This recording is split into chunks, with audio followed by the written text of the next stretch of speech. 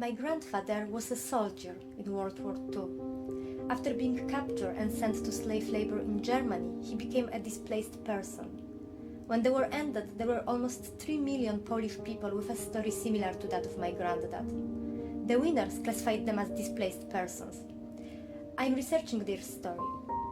But it's not actually how my PhD started, because back then I even didn't know about all that. When for the first time I went to the West, I thought, oh, how different it is. And I looked back to where I'm from.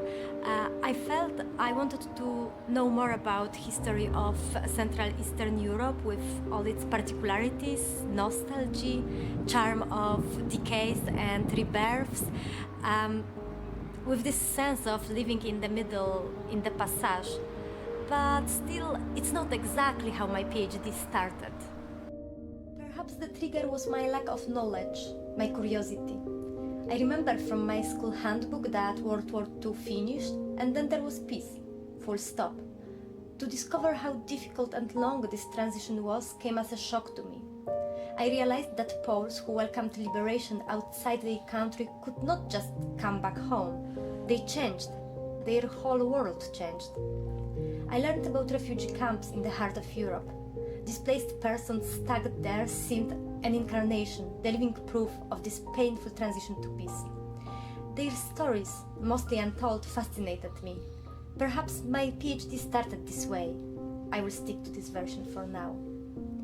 As I began digging into that, it got more and more complicated. I read memoirs and letters.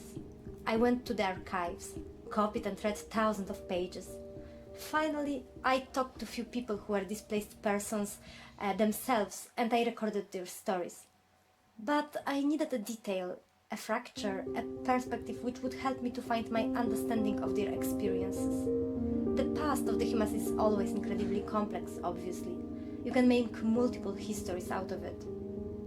I decided to focus on human body as primary matrix of the refugee experience. I looked at how the displaced persons' camps became the space to rebuild, perhaps even reinvent refugees' corporality and thus also identity. Most people after the war felt shattered, both bodily and psychologically. Some doubted that after all that they are still humans. I'm tracking their way from the subhumans the Nazis wanted to make them to the men and women, citizens, Poles, Europeans, who felt they need to rediscover how to use cutlery, comb hair, smile, believe in God, love. One of them called this process revival of a human. I started to imagine how they could feel, what was their personal experience of the post-war, perhaps what was my grandfather's experience.